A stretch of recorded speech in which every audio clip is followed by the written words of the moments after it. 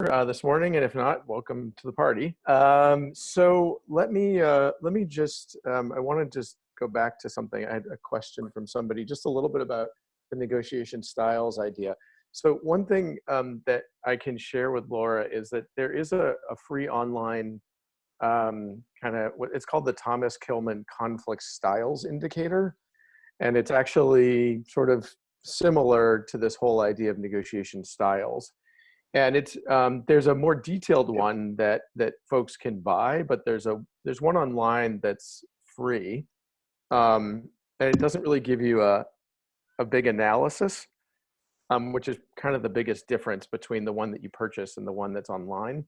But if you're curious, I mean, you're probably looking at that and kind of probably have a sense of what your primary style is as you look at them. I mean, I'll just very briefly. Competing is where where you place a higher level of importance on what's important to you and not so much on the relationship. Avoiding is really, this suggests that you don't really care about your own interests and you don't care about the relationship. I would frame it a little bit differently, that most avoiders are people who find negotiation very anxiety producing and challenging in general. And so they seek to avoid it. And not engage because of the discomfort involved.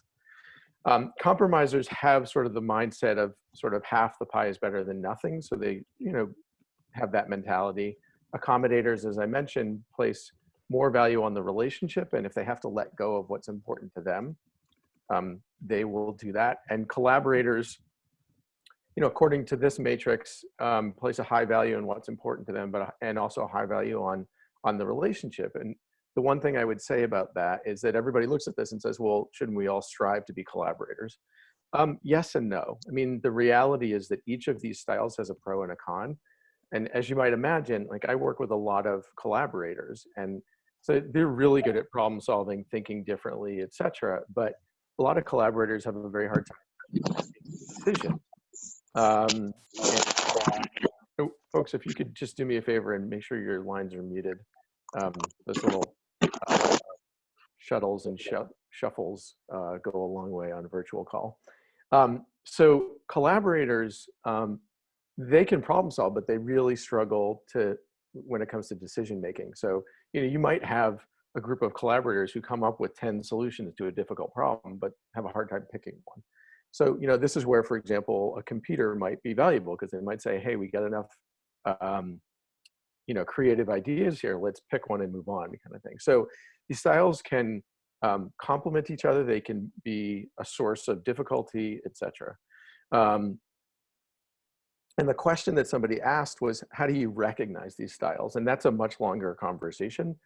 But part of it is and you can just imagine, as I was explaining before, a competer would have those certain traits of leaning in, being direct, speaking very assertively, whereas an accommodator might be quick to agree. They might be leaning away. They might not be making eye contact, similarly with an avoider, things like that. So I probably can't go into a whole lot more detail, but there's more out there if you're interested. And actually the podcasts that Laura mentioned, they're all on my site. I'm not doing the podcast anymore, but there's 3 years worth of podcasts on my website, which is just joshuanweiss.com. And they're 5 to maybe 15 minutes. The 15-minute ones are interviews with authors around negotiation stuff. The other ones are shorter. And there are some podcasts on negotiation styles and things like that, so you can listen in a little more detail there. Let me just, before I move forward, let me just ask whether there are any quick questions from this morning, and anything that we talked about that folks would like to discuss. And if not, that's fine. I'm happy to kind of move on. And we will absolutely share the slides with you. So, definitely no problem there. But anything that I discussed this morning that folks wanted to ask more about, or are we good to just leave it there and I'll move on?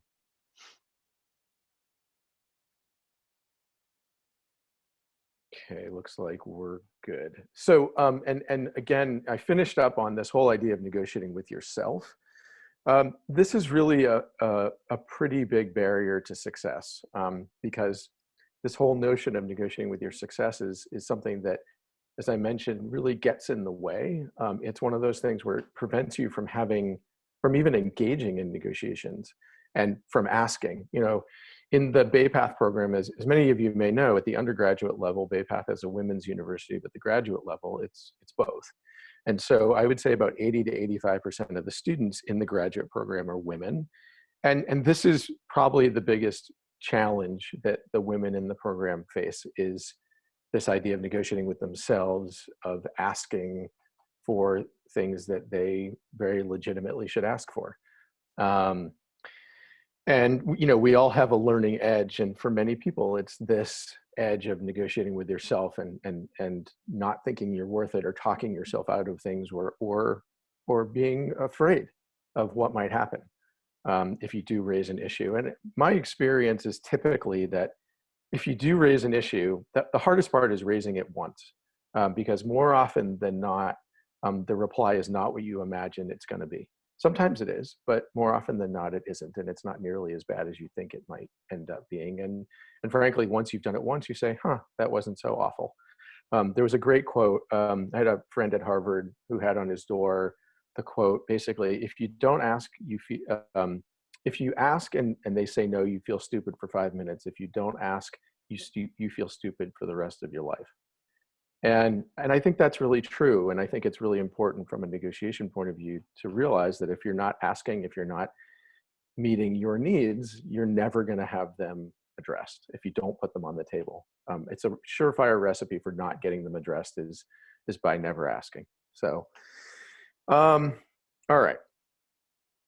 So I mentioned the emotional side of dealing with conflict or negotiation or things along these lines. And so I want to give you a little bit of a tool.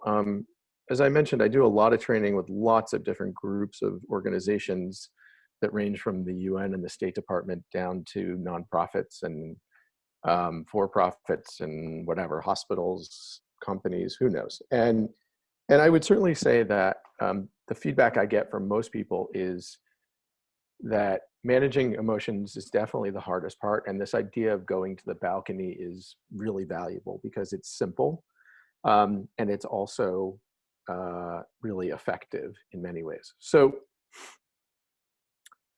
the idea of going to the balcony is, so there was a samurai warrior named Musashi who said, going to the balcony is taking a distance view of close things. And when we get into a negotiation, we can often sort of see and focus on our side of the table, if you will, but we don't often think about the bigger picture, and we don't often think about the other side, et cetera. And so if you just for 1 minute imagine, stepping to a balcony, obviously it's a very different perspective than if you're sitting on the ground level. So think about a play or a sporting event. You're sitting on the ground level, you see one reality. You see the actors or the players up close and personal. But if you zoom out to the balcony, you see something different. You see a different vantage point, and you look down from above to be able to think about what's happening. And in addition, when you go to the balcony, which is a metaphorical notion of stepping away, it helps you to kind of get out of the heat of the moment and to try to think about how you're going to handle the emotional side of things, instead of saying something that's going to feel great, but frankly is going to set you back. So let me explain. So basically, when you go to the balcony, there's kind of one of the most important things you can do is just stop and try to think about where to take a negotiation when the heat is on, if you will. So as we've talked a little bit about, negotiation is really a logical and emotional endeavor. And in order to manage the emotional piece of this, you want to sort of detach a little bit to get perspective. And what that means is to think about stepping away briefly, so you can think about what you're feeling and how you're going to manage that. And really what that means is sort of temporarily suspending your emotions. So not acting on your emotions, but beginning to feel them and say, if I don't manage this, I'm pretty sure I know what's going to happen. It's not going to end well. And there's a great quote by a guy named Ambrose Bierce, who's an American humorist, who said, when angry, you'll make the best speech you'll ever regret. And if you remember nothing else from the balcony, it's to use the balcony so that you don't make that speech. Because when you make that speech, you set yourself back quite a bit. And then you've got to dig yourself out of that hole and figure out, how do I, get back to a place where we can actually focus on the problem and the challenges at hand. So when you're in a negotiation, and let's imagine that somebody says something to you and it sets you off, if you will, and your emotions start to flow. If you are able to say, I think I need to take a break here. I need to get a coffee and think of where we're going, or I need to take a bio break, or whatever it might be, something simple. That gets you out of the middle of a place where you're feeling like, if I say something, it's gonna be difficult and challenging. And so part of the idea is stop, recognize what's happening to you, and pull yourself temporarily back so you can think about, what am I feeling? Why am I feeling that way? And how do I bring that to the process? So imagine you're in a negotiation and you do step away. And when you do step away, one of the things that's valuable to do is ask yourself a series of questions. So for example, what's the history and the context of the problem, and why is it so hard for me? Like, what is it about what's going on right now that's difficult? Is it the issue? Is it the person that you're dealing with? Is it back to those negotiation styles? Is it somebody who's overbearing and really challenging? Or is it, the issue in question? There are a lot of people, for example, when it comes to negotiating salary, who find it really difficult. There's a very interesting article about, which I can share with Laura, about what happens to your brain when you're negotiating about money. It's a article that recently came out, and there's some very useful insights related to it. So I don't have time to go into it, but I can share it with you if you're interested. And just as a quick aside, a couple of years ago, I had a friend who asked me to talk to a friend of his, because the guy wanted to be a partner in a firm. And there were 4 other partners, and he had talked to 3 of them, and they had agreed that he should be a partner. And the 4th one, he was just not capable of talking with. He had really poor conversations, etc. And so my friend said, can you talk to him and try to figure out what's going on? And I said, sure. So I talked to him, and he had a really impressive background and had done a lot for the firm and everything. And I said, well, what's going on? Like, why do you have such a hard time talking to this other partner? And he sort of hemmed and hawed and danced around it. And eventually he said, okay, I'm going to be straight with you. And I said, that would be good.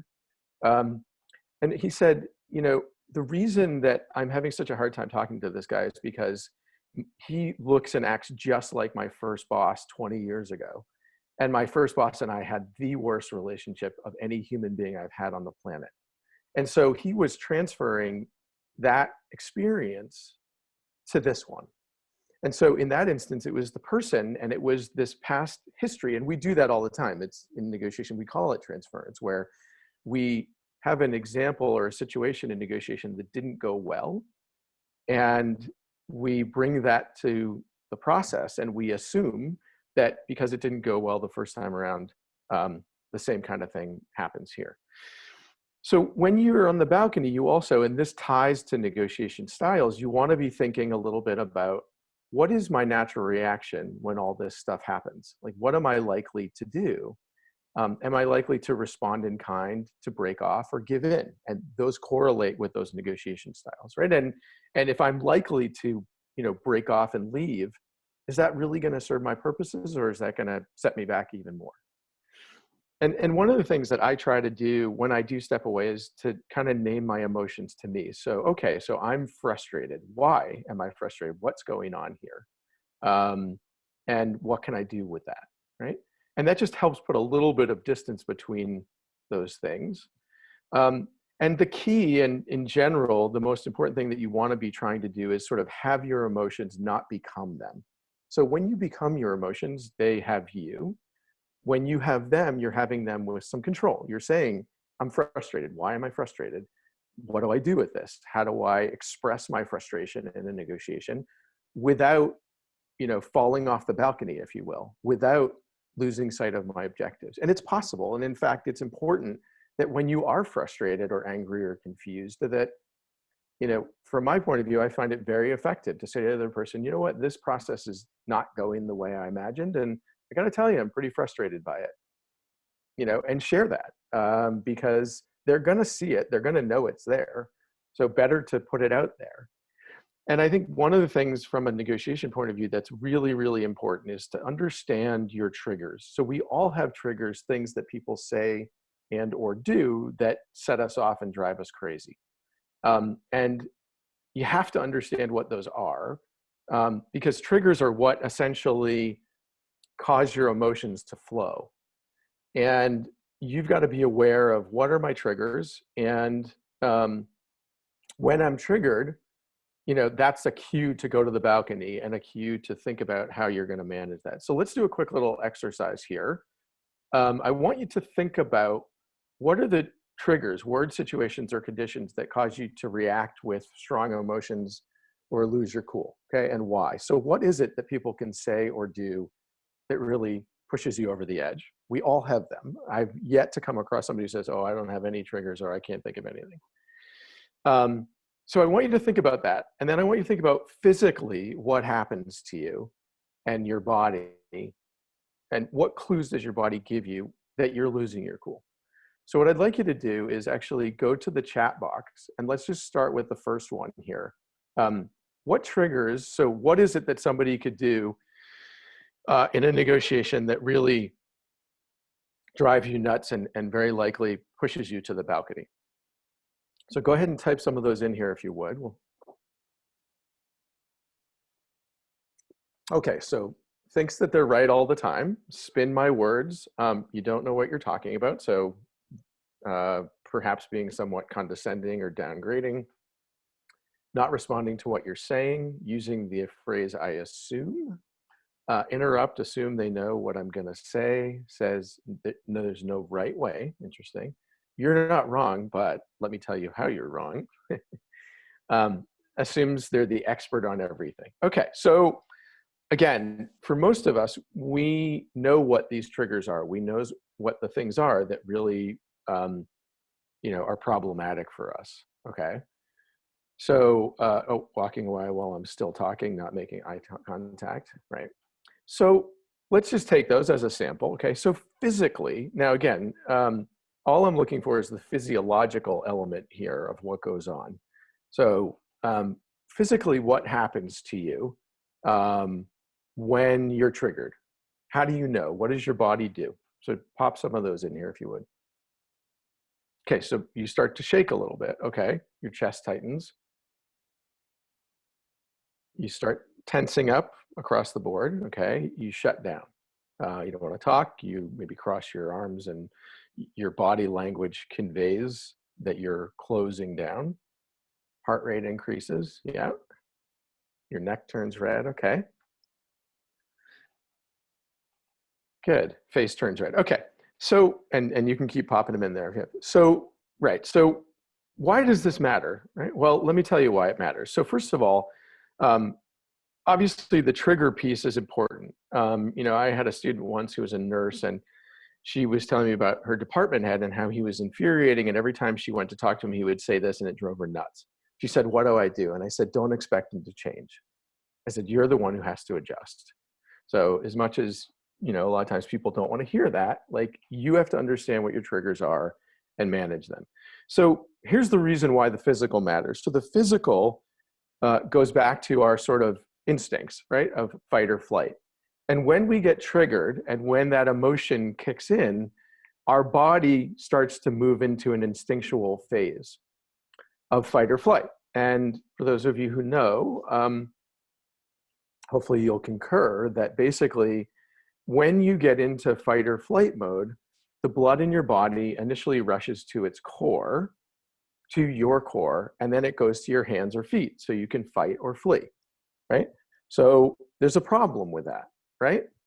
And the problem is that there's no blood rushing to your brain, which means that you're not thinking clearly. right? And that's why we make our worst decisions when it comes to negotiation or dealing with difficult situations, whatever it might be, in the heat of the moment. We make those decisions to do away with the anxiety and to relieve the stress of fight or flight.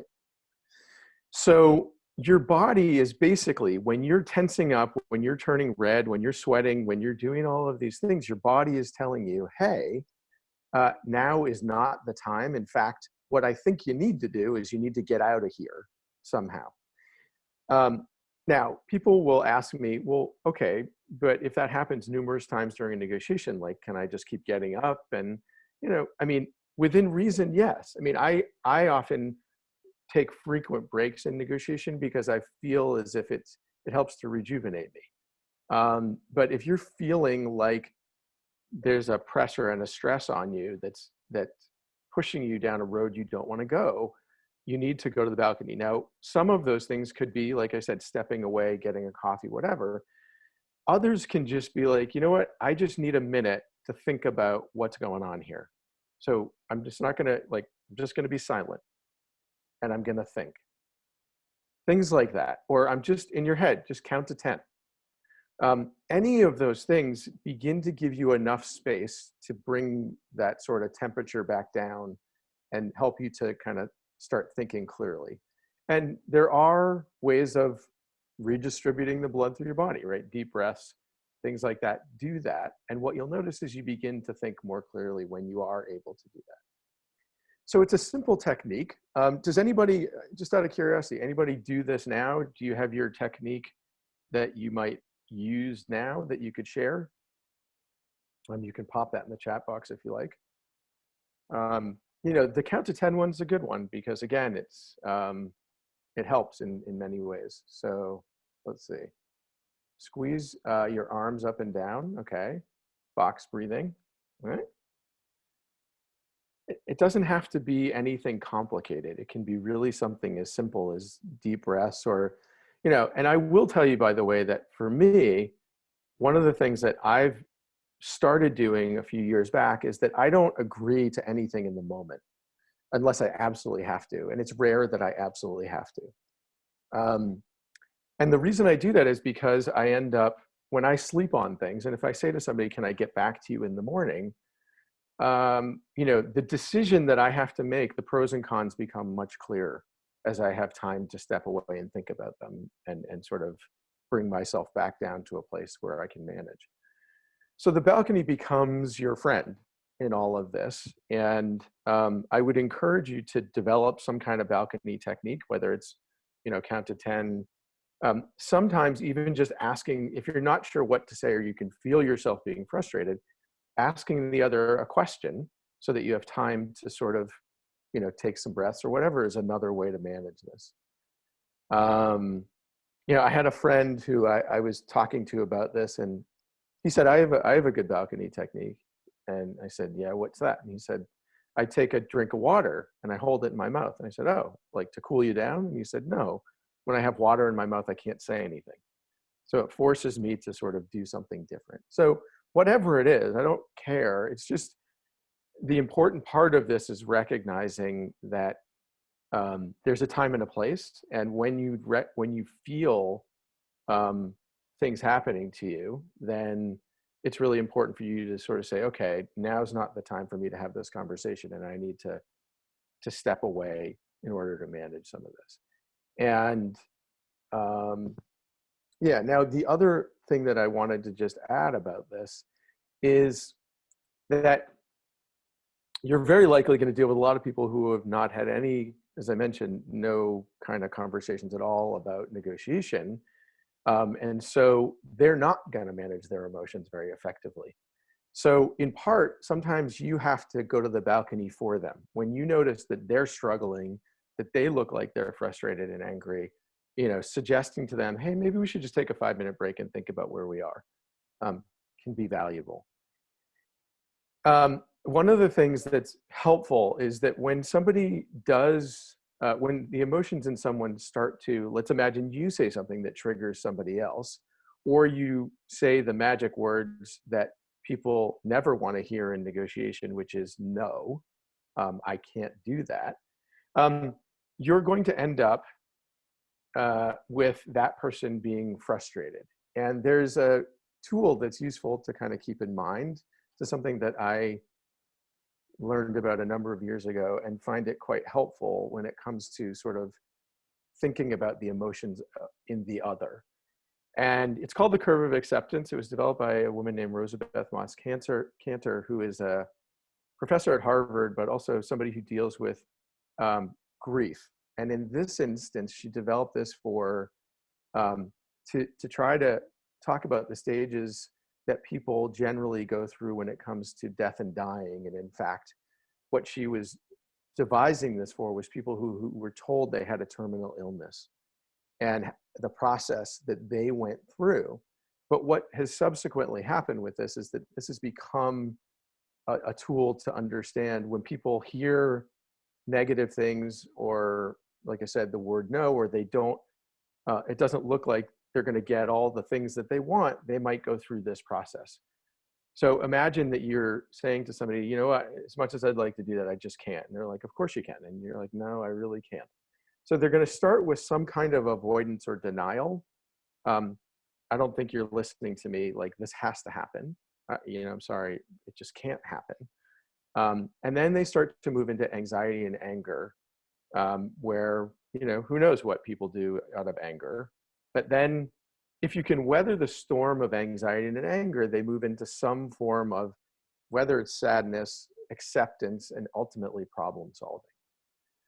I will tell you that this has become something that is very valuable for me, because I used to think I need to sort of intercede and help them with their emotions. And frankly, I think that's the wrong way to do this. I think that much better to let people manage their own emotions and to let them go through this process. Now, everybody deals with these kinds of things differently. And so you might deal with one person who, starts with denial, goes to anger, and then moves right to problem solving. But what I can tell you is that if you try to rush people into problem solving when they're frustrated and trying to manage their emotions, they're not going to get there. They're going to struggle. So what you need to do is give them space and time to process so that they can ultimately get into a problem solving mode down the road. Okay. Any questions about the balcony, the emotional part of this? And again, this is a simple, a fairly simplistic kind of technique and tool. Obviously, folks, if you could just make sure you're muted, that'd be great. If you just came in. Obviously, the next step in a process of thinking about all this is really the emotional intelligence aspect of this. And that's a deeper dive where, it's about self-awareness, it's about relational things, etc. But the balcony can be a fairly simplistic tool to help you to try to manage this element. So questions about this, or is that clear? Comments?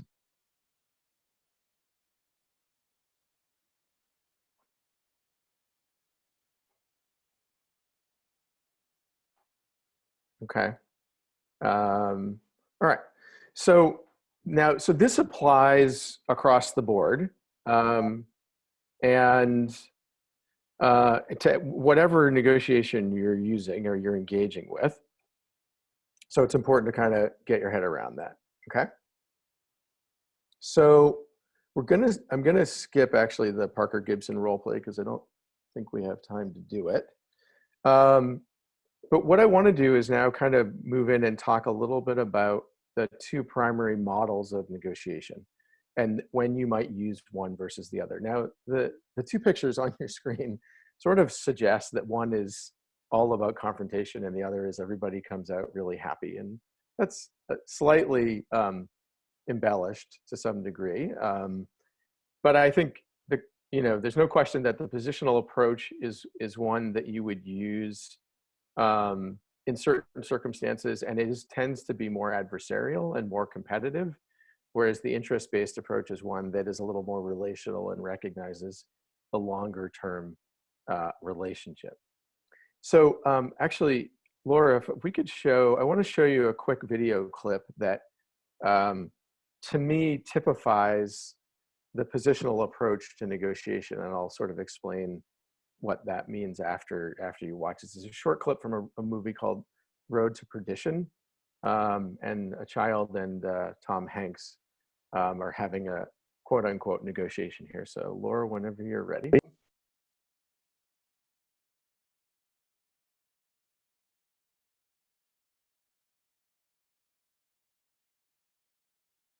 Coffee? Thank you.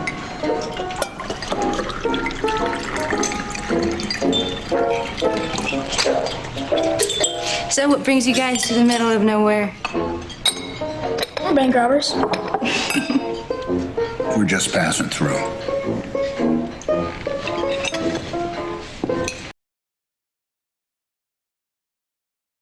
Okay, so everybody hear me okay? Yeah, okay. So that clip to me kind of personifies the positional approach. So the positional approach to negotiation is really all about concealing information, holding your cards back and close to the vest, if you will. And if you saw actually the kid's face, at first he was excited, right? He asked for $200 and he got it.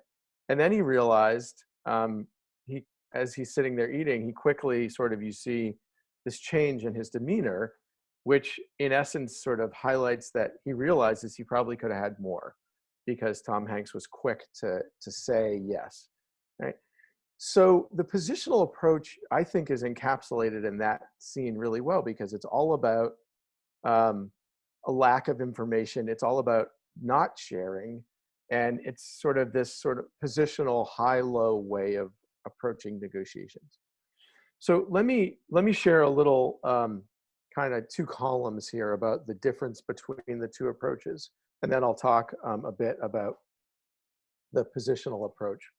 So in the positional approach to negotiation, the disputants or the negotiators are adversaries. That's how you see the other, that they are not a colleague, not somebody that you're going to work through the problem with, but an adversary that you need to defeat, if you will, or do better than them. The goal is victory. It's to come out on top, and you see the negotiation in those terms. Now, again, I am giving you a slightly extreme view. It doesn't always have to be this way, but typically people who hold a more positional approach do take this thinking into negotiation. And if you Google, books on how to win in every negotiation, like you'll find all kinds of things about how to take advantage of people and all that stuff. That's sort of what would be considered more of a positional way of approaching negotiation. That you demand concessions. A lot of times it's demanding concessions for the sake of the relationship. You dig into your position. You tell people what it is that you want, and you keep emphasizing that without saying why or sharing some of those underlying needs or concerns that you might have. You tend to mislead people. You use tricks and tactics to get them to do what it is that you would like. You insist on your position. You're really intransigent. You won't move. You apply pressure, and you look to win pretty much for you alone. Okay, so this approach is one that there's still a lot of people out in the world who take that approach, and they believe that that's what negotiation is all about. I will tell you that certainly in the last 10 years in the consulting that I've done, most people recognize that the positional approach, especially if it's a business or a nonprofit or a government or things along those lines, most people seem to recognize that that model doesn't really serve them very well because they are dealing with the same folks over and over again. So if you contrast that with the interest-based way of approaching negotiation, the disputants or the negotiators are problem solvers. The goal is a wise decision or the best decision possible. In any given negotiation, there's a maximum that can be had. And the goal in that interest-based process is to figure out, what is that best decision. You work together to determine who gets what.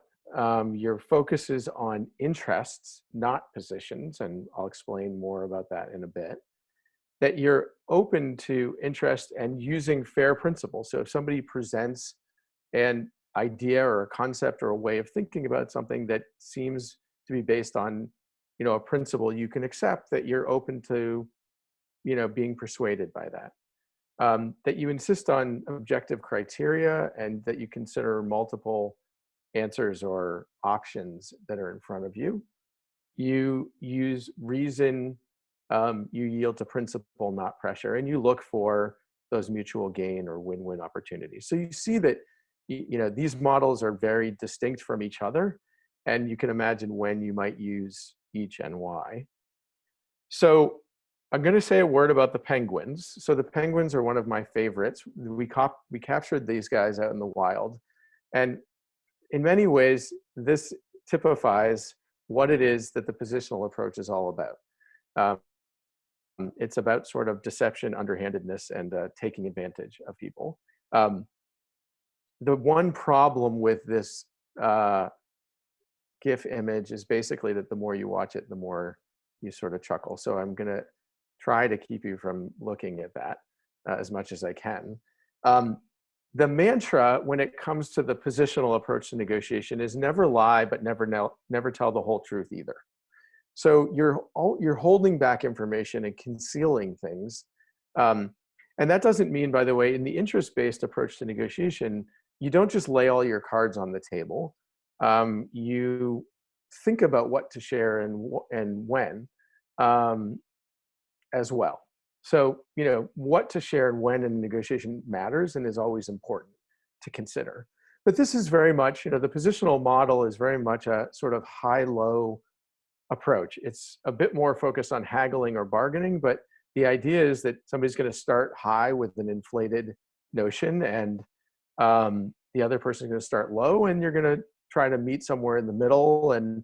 But the challenge is that nobody really knows what the middle looks like, and nobody really knows whether there are other elements to the negotiation that could be woven in, because much of the time when we're using a positional approach to negotiation, we tend to stay very focused on money or a single issue that's important.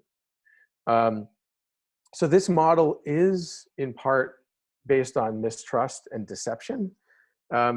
It tries to use sleight of hand and other kinds of things to get you to do things that you don't want to do. So when might you want to use this model? The first principle that I would say is, and really the only time that I ever considering using this model, and frankly, I don't really engage in a whole lot of mistrust and deception. I do engage in thinking about what information should I share and not share. But that's really when it's a one-time encounter. If I'm buying a house, I'm buying a car, something like that, then I'm more likely to use this. And when the relationship really doesn't matter. You also want to think about using it when the resources are fixed and limited. So there's a single pot of money, and your goal is, because you don't care about the relationship, is to try to get as much as you can for your organization, for you, whatever. And there's no question that there are larger gains that are possible in the short term. But the challenge and the worry and the problem with the positional, or the problems with the positional approach, are somewhat numerous. So the first is that people lock themselves into positions and kind of tie their ego to them. And so people quickly have a very hard time coming away from their position, because if they come away from their position, they look bad, they look weak, whatever. And so it becomes a battle of wills, if you will. The more you argue your position, the more committed to it you become, and the harder it is to let go. So in negotiation, there's a psychological concept called entrapment. It's a very powerful concept that we fall prey to a lot. And it's very much associated with this, that when we invest in a certain way of doing things,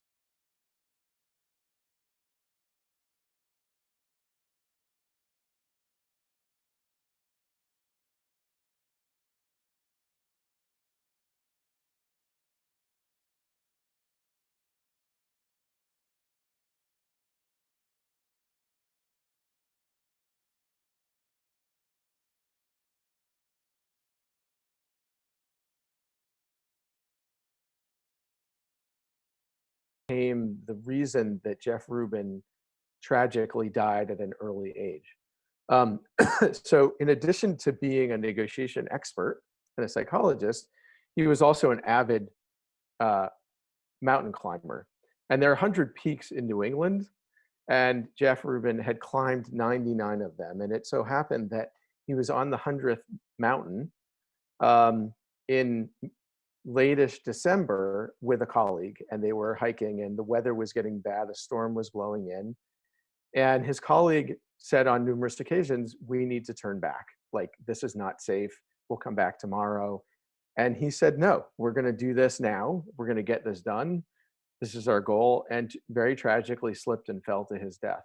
And he became entrapped by his own behavior, by trying to get to that goal, even when it was no longer really rational to do so. So this is something you have to be incredibly careful of, because of the power of getting sucked into and feeling the need to protect your ego at all costs and things like that. So another problem is that you don't share information, which causes you to really reach inefficient agreements or bad agreements that leave value on the table. And I'll just give you a quick example of what I mean. Really, like when I talk to people, and obviously, it's a little bit like being a doctor at a party. You tell people what you do, and they say, "Oh, doctor, my foot hurts or my head hurts or whatever." When I tell people that, I work in the world of negotiation, they always say, "Okay, so how should I negotiate salary or a job and things like that?" And the first thing that I say to folks when it comes to negotiating a job opportunity or something like that is, don't focus on the money. Don't focus on the salary so much. Think about what else is really important to you. What else do you value or might you value in that opportunity? Is there flex time? Can you telecommute? I guess telecommuting may or may not be a benefit anymore. Who knows?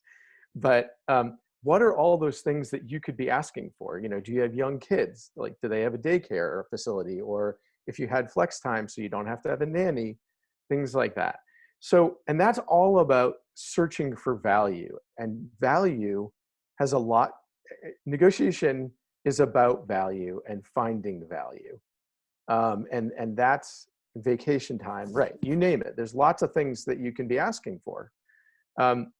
So if in fact negotiation is really about this search for value, you don't do it very much when you take a positional approach. What you're really doing is you're focusing on the dollars and cents or that single issue, and you never actually get to those other things. I mean, I remember talking to somebody and sharing, we talked back and forth about all of the things that they could ask for. They were a postdoc, and they were saying, I could ask for research money, and I could ask for a team to work with me. And he said, I never even considered those things as part of a job negotiation, but now I get it, right? And the challenge with the positional approach is that you don't think to ask for those things. You get very rooted in just what that one issue is in front of you.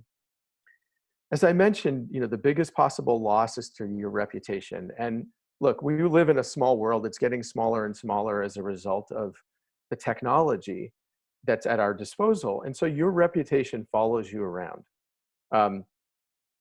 I can't tell you how often I see this, and I see, people acting in certain ways, and it comes back to haunt them. And I could give you an example, but I'll spare you the details. And the win-lose mindset that you have to have, or that you tend to have with this way of doing things, kind of prevents a shift to searching for things that would be of mutual gain.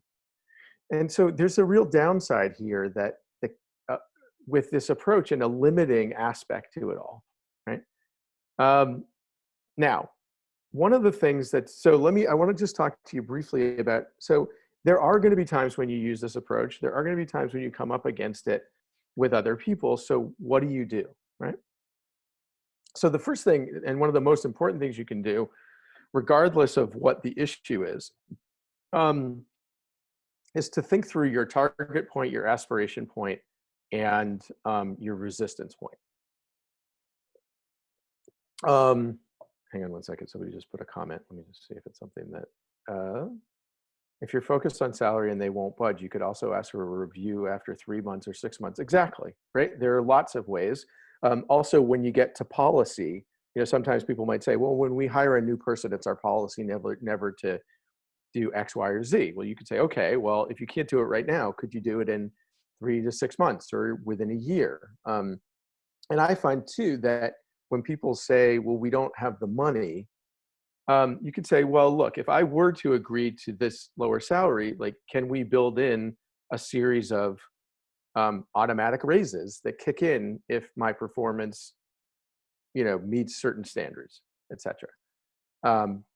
Right. So as Sean said, we build an incentive-based program in our union contract for IT certifications. Exactly. So there's lots of ways, but the problem is that you never get to that creativity when you're rooted in this way of doing things, because you don't think that. You're too busy defending to get. There's one of the things I've learned is it's very hard to get creative when you're busy defending different aspects of what you're doing. It's sort of the antithesis of creativity is defensiveness and protecting. So in terms of strategically getting ready for positional negotiations, so your target point is really what you're trying to achieve. In the end, it's the place where you'd be really happy, okay? Then you have your aspiration point, so an inflated point to begin the negotiation. And then you have your resistance point. And most people fail to focus on and think about what their resistance point is, or the place at which you would not go beyond or consider walking away. And this is where people get into trouble because, again, remember that agreement bias thing? Well, if somebody says, look, this is the best we can do, and you haven't thought through that resistance point, you might say yes, and then walk out and kick yourself. And I'll give you just a quick example. So my wife was working at a university in the Springfield area for 18 years, lost her job 2 years ago, and got an offer. She'd been out of work for almost a year, and got an offer. And we sat down and we talked through, what would be her target point, what would be the aspiration, and the resistance point. And basically, the target point was $75,000. Okay. And the resistance point was 70, and the aspirational point was about 80 to 85, something along those lines. And when she sat down, it was a negotiation over the phone, and I was sort of sitting in the room with her, and the dean began the negotiation by offering her $90,000. So right then and there, we were like, okay, we've already exceeded what it is that we imagined. And there wasn't a way to know the salary ranges with this particular place. But so we decided to ask for, and he said, I'm offering this to you, right? But I want to know, is there, I want you to be happy in coming here. So, what would make it sort of a scenario where you would come in the best regard? And she looked at me and I said, ask for 95 and see what happens. And so she said 95. He said, okay, we'll do that. And, it's interesting because one of those things, one person might say, well, shouldn't you have asked for more, right? But it's interesting because a lot of times people will say to me, did I get a good deal in this instance, right? And it always goes back to, what was your objective? If you achieved your objective, right, and you thought it through and you strategically, looked at whatever factors you could to make your decision, and you achieve that goal, then that's how you should be gauging the outcome and whether it was a success or not. So, in our example, the 75 had been what she was making. And so anything more than that made sense, right? So that's in part how you do some of this. And the resistance point piece is really important to think through, okay? And if you do that, even those three things, you'll be prepared to sort of manage this. So very briefly, in terms of developing a strategy, if you've got to play this game, and again, I would encourage you to think about whether this is the right way to negotiate or not in your situations. And if it's not, we'll talk a little bit about how do you shift to try to play a different game, like to move to that interest-based thing. But if you have to play this game, like the other folks are, this is the way they do it, you're operating in a culture that's very positional or bargain oriented, then, the most important thing is to play it in a way that doesn't harm your reputation, which you can do, right? So you want to focus on what you want to accomplish and be really clear in your mind. There is a line when you deal with people in a positional approach to negotiation, because they can often use tactics and things that seem very manipulative. It's very easy to think, well, if they're going to try to do that to me, I'm going to try to do that back to them. And there's a fine line between trying to achieve what you want and sort of doing to the other what they're doing to you. And I would really caution you to be careful there, because it's easy to do something like that without realizing it. Your target range should be private, right? So what it is that you really want to achieve is something you keep to yourself until the end. Your aspiration, of course, is something that you share and gives you enough room. But be careful, because if you put out an aspirational number that is so unrealistic, the other side will look at you and think, okay, this person is not serious. And there are a lot of examples when it comes to first offers where this is a problem. And so, you want to have an aspirational figure that gives you room to move, but isn't so unrealistic that, like I said, people look at it and go, okay, this person is simply not serious. Think about what options exist, what you would take if you had to. Think of things that, that are of less value to you that you could add in and then give away if you need to. And then obviously you want to think a little bit about how they perceive you and how you can enhance that perception. So in other words, if they see you as somebody that holds the cards, like that's a good thing to emphasize. Right? Now, as the other part of the strategy here is to think about, for the other, what can you try to learn, right? So when it comes to this approach, you want to find out whatever you can, searching public documents, research, meeting colleagues, review past behavior, do some sleuthing here to try to understand what's possible on their end and why. And then in your own mind, as part of that analysis, do you have any idea, can you guesstimate what the target aspiration and reservation points are for them? And then obviously you want to get your opening offer as close to their reservation point as you can.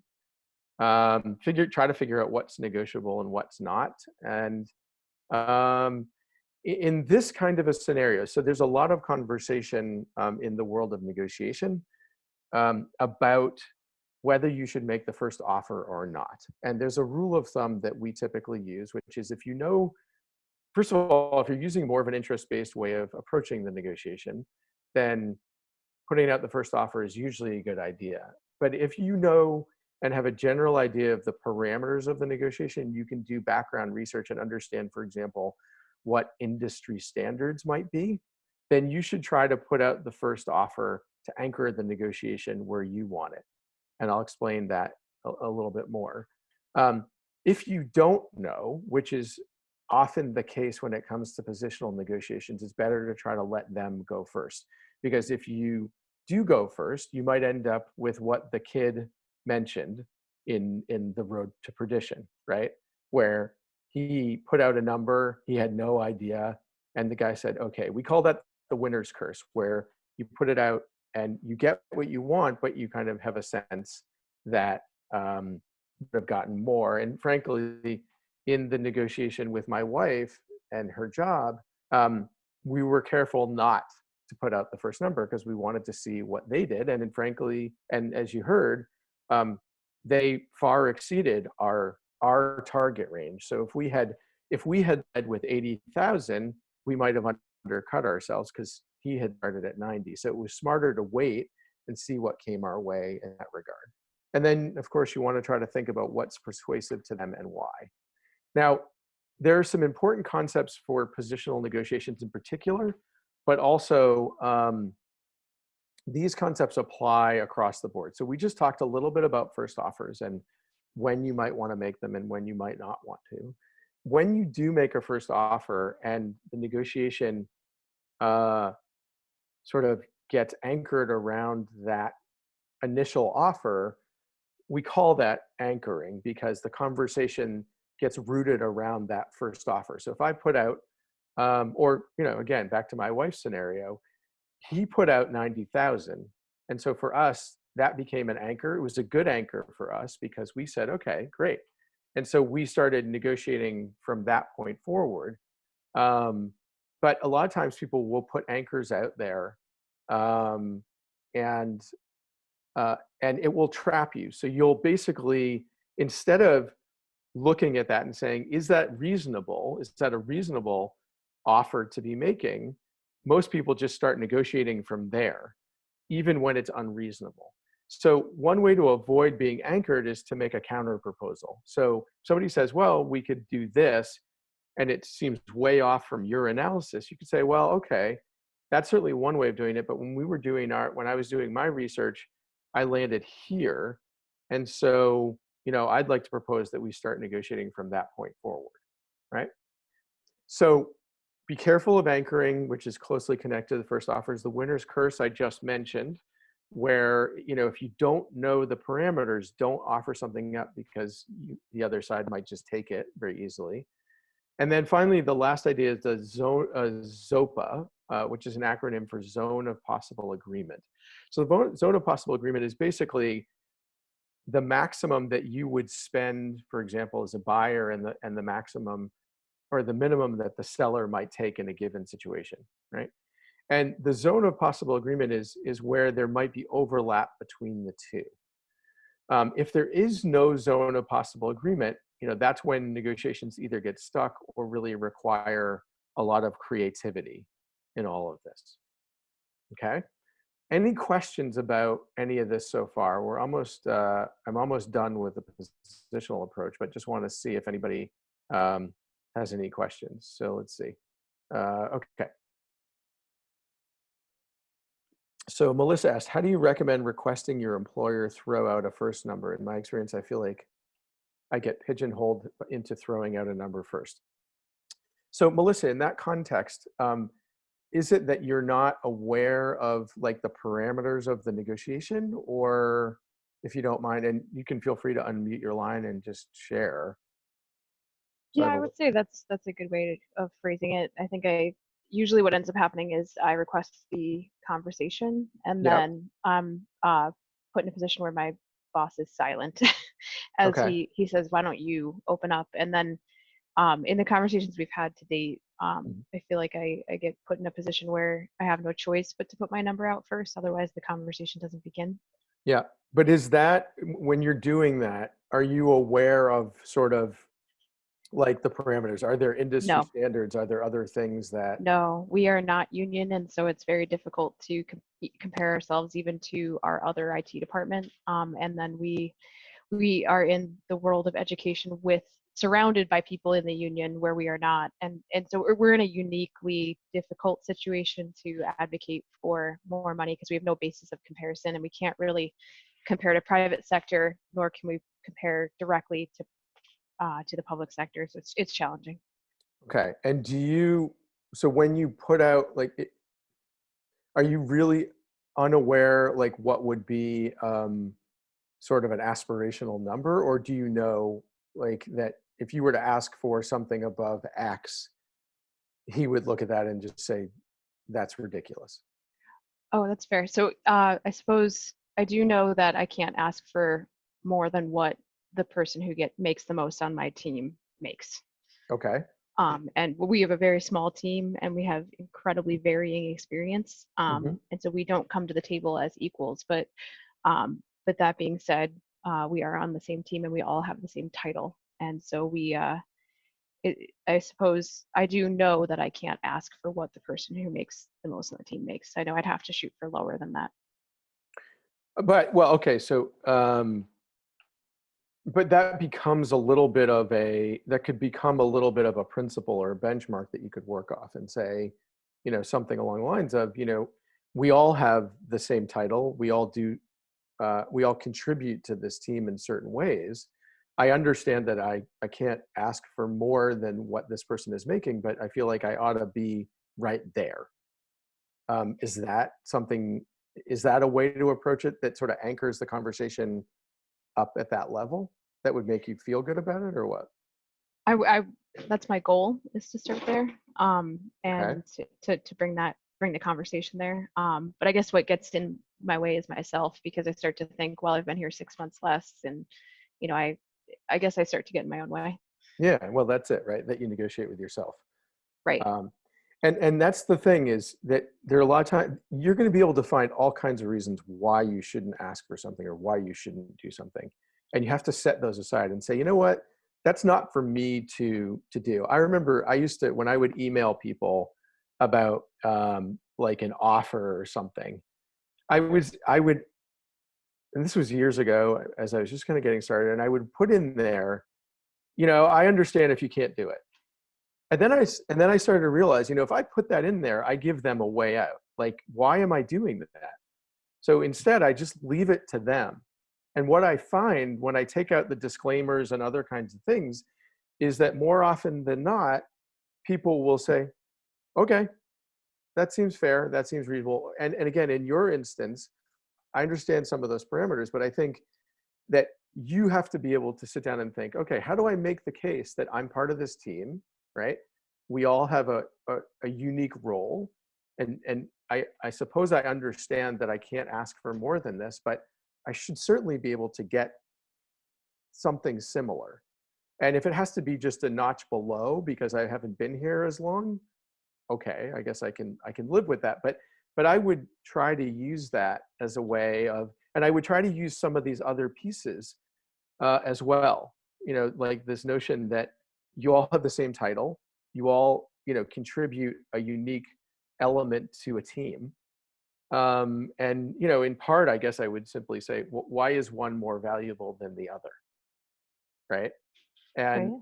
I think it just gets, again, it gets into this notion of putting it out there and taking away the caveats, taking away the reasons why you shouldn't do it, and just put it to them and say, here's the salary that I would like, and it's based on these things. It's based on the fact that we're equals, we're this, we all contribute, blah, blah, blah. Thank you. Okay. So another quick question here. How would you go about identifying items to negotiate on that you're willing to lose, i.e. the items of low value you mentioned that you could give away? Yeah, so I would just think about what are those things. So when we get into talking about the interest-based approach to negotiation, one of the things that you want to do is you want to think about what are the most important things that you need to get from the negotiation. And so, in other words, I bunch the issues in negotiation into critical interests, important interests, and less important interests. Okay. And so when I do that, like, I know for me that I can't give up on a critical interest. I'd rather walk away from the negotiation than give up on that interest. So, but I'm not inflexible. I'm flexible on the end goal, but I'm open to lots of ways of getting there. So for example, as I mentioned, if I really believe that I'm worth a certain salary or a certain aspect, and the other person comes to me and says, look, I can't do that based on the budget, then I'll start to say, okay, well, if you can't do it right now, let's talk about what are the different ways that I could get there within the next year. Is there a performance bonus? Is there this, that, and the other thing? But the other thing is that I can think about what are those things that, could be part of the negotiation, but they're not so important to me. And so, I might think about, let's imagine I was single and I didn't have a family and have kids. I might ask for flex time, but I don't really care about flex time. Something like that. And so I could say to them, look, flex times would be nice, but it's not a must have for me. So I could let that go. That would be an example of something along those lines. Okay. Any other quick questions before I sort of continue on here? Can I just clarify on that quickly? That Yeah. was my question. So Sure. I just want to make sure I understood the last thing you said. You don't, in your example, let's say you don't care about flex time, but you put it into your ask because you knew that you could drop it later, knowing that you didn't actually care if you got it. That's what you're saying? Yeah, I mean, there's an interesting concept called, I forget the acronym, but basically the whole idea is that you make, instead of making just one offer at a time, you can make multiple offers to the other side. And that actually ends up being a very effective strategy. So you could say, instead of just this, let me give you 3 different packages of things that would be equally acceptable to me, and give the opportunity for people to kind of weigh those different things and think about what are the interests that they have and which ones of those work as best as possible. But yeah, that's the idea. And so Florence said, I would be careful not to ask for something you wouldn't at least be happy. Yeah, so you don't want to just throw a bunch of things in there. And again, I typically don't ask for a lot of things that I don't want. And again, this is really more the positional way of doing things, which I don't really use a whole lot. I tend to be much more interest-based in my approach.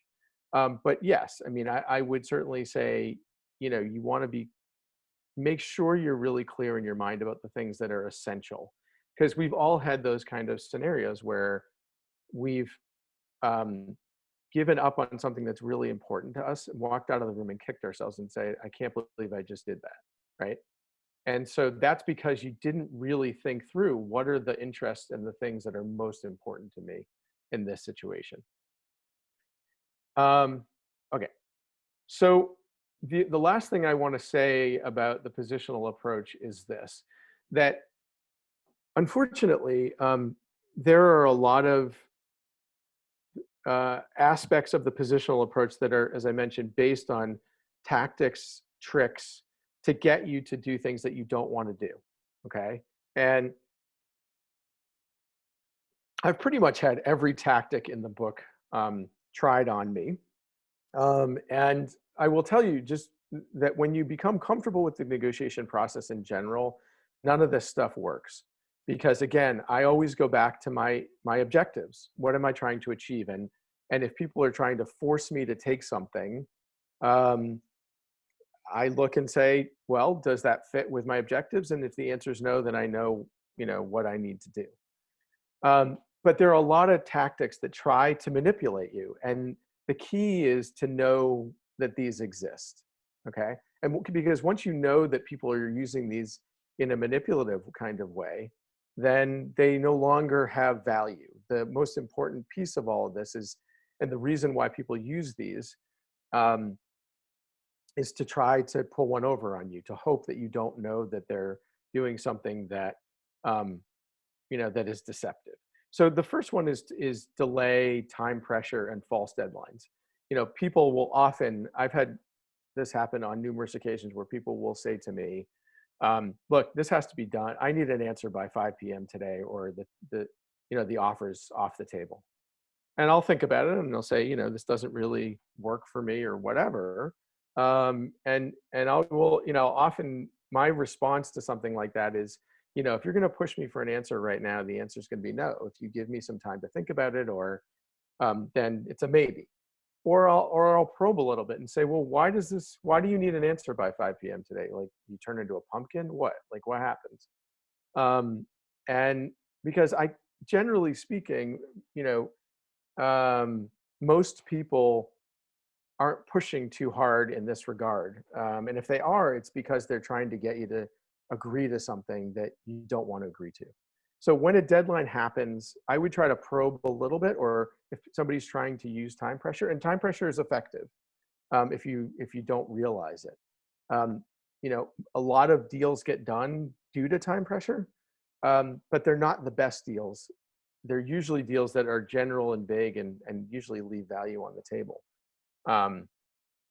So recognize that these are often tactics, and again, probe a little bit on the deadline. So why is that deadline so important for you? Then extreme offers. So as I mentioned before, there are times where people will make an offer that's really high, and then they'll come down a lot and say, well, look at how far I've come. And it's like, well, right, you came down a lot, but that's because your offer was so ridiculous to start with that, um, you know, that doesn't really give you a lot of points from my point of view. Limited authority, the good cop, bad cop thing. If you've ever gone and bought a car, you've experienced this lovely endeavor. I will tell you that one of my friends is a car dealer, and he's told me that, they've really stopped doing a lot of this because people hate to buy cars in this way. I mean, this is where a lot of people get a very negative perception of negotiation. And the interesting thing that he shared with me is that he doesn't make a lot of money on the sale of new cars. What he makes money on is service. So if people walk away from the negotiation feeling like they were taken advantage of, guess what's not going to happen? They're not going to, they're not going to come back for sales, for service. And that's the moneymaker for them. So they have to negotiate in a way where you feel like the process was reasonable. So nibbling is an approach where instead of asking for a big concession, you ask for many small ones. So you might say, oh, if you could just do 1% on this, that'd be great. And then, oh, well, I talked to my boss and he said, if you could just come down 2% more, that would definitely get it done. And, it's a little bit like a mouse and a piece of cheese. They're taking little bits and before you know it, it's gone. So in this approach, basically, you look for ways of trying to create discomfort and anxiety. So you purposely create an uncomfortable environment. I've been put in small chairs with the sun in my eyes, things like that, as a way of trying to pressure me. I've had, people be on phone calls when I walked in the room and them acting really tough and then hanging up on the person and then, turning to me and sort of suggesting that they're going to do the same to me. Lots of that kind of thing. And again, it's all designed to intimidate you. So belittling your walkaway alternatives. So we haven't talked about this yet, but basically in any negotiation, you have alternatives. If you don't reach agreement here, what are you going to do over there? And one tactic that people with the positional approach use is basically to say, you don't really have any good alternatives. And you don't really want to work with that guy because they're a real shyster and blah, blah, blah. So they basically tell you why all your alternatives are bad. Just a couple more here. So then you want to, another manipulative tactic is asking for concessions for the sake of the relationship. So there's nothing wrong with asking for a concession, but it is manipulative if you ask someone for the sake of the concession because of the relationship. That, we're friends, you should do this for me. Or I always help you out, I need you to do this for me. That's really a manipulation. Like, that's not okay. It's one thing if you want to do it, but them making you feel guilty is not okay. In fact, and the other thing that I see a lot is that, and this happens, and I'm going to generalize, just bear with me, because I have just seen it a lot, and I have a lot of my students tell me this, that a lot of the women in my program are often asked to take on more work, like somebody quits or somebody leaves temporarily, whatever it might be, and a capable woman is asked to take something on, and they're not offered any compensation. And so they get really frustrated by that, and they should. And I often will say to them, look, what did you ask for in return? Like, you're now doing 2 jobs instead of 1. Did you ask for an increase? And they say no. And I said, well, I think before you get really frustrated, you should go and have that conversation and say that you were willing to help out, but it's not reasonable for your boss to ask you to take on a whole other job and not compensate you. I mean, that's really asking for a concession on your part to help out the company. And it's not fair, it's not reasonable. So the highlighting of the red herring issues, there's a way to do this where, if there are things that aren't of value to you, you can let them go. There is a way that this can also be a manipulation, which is that you make something sound really important, like you really want that, but you're willing to let it go. It's sort of an apparent concession. when in reality it's not. And the emphasis here is on this idea that you make it sound really important when it's not. Then there's the take it or leave it strategy. There's the, so offers are just made in a take it or leave it kind of way. There's the split the difference swindle. This is one of my favorites. So when you start and you're sort of going back and forth around a salary, you know, imagine you started at 90,000 and they started at 60,000. And, you know, they come up to 70 and you come down to 75. They say, well, why don't we just split the difference? You know, I'm at 70, you're at 75. Well, I already came down 15,000, you only came up 10. And so by offering to have us split the difference at that point, it's a bit of a swindle. It's not really fair. The lack of decision-making authority, you know, you get to the end of a negotiation, you go back and forth, you're haggling, bargaining. And again, this is a car dealer kind of thing. And they say, okay, that sounds great. Now let me get my boss to sign off on this. And all the while you thought they had the ability to make a decision. And then the last one is getting you to negotiate against yourself, which we've talked a little bit about, and just saying that you don't really have any other options. And, you know, and I'll share a very interesting little scenario about this. So I have a friend at Harvard who wrote a book, and he was negotiating with publishers, and this was about 2 years ago, and the publisher had made him an offer, and it came in late on a Friday afternoon of Memorial Day weekend.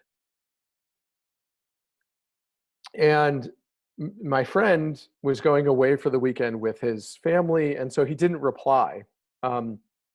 He glanced at it fast, and it looked like a pretty reasonable offer. Like they were giving him, I think it was a $15,000 advance for the book.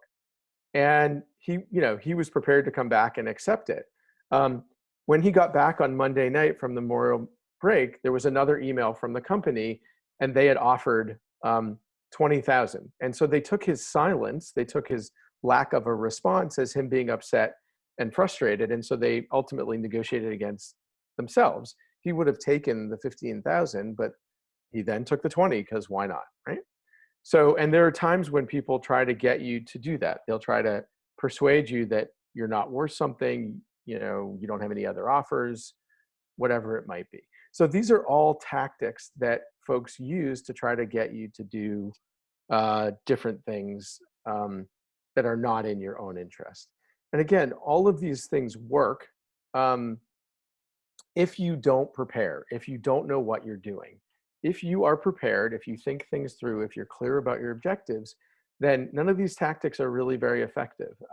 You know, when I share these with the students in the program, they're all, you know, they're like, well, how am I going to counteract all of this? And I said, honestly, the fact that you know these things now takes you very far along in protecting yourself from being manipulated.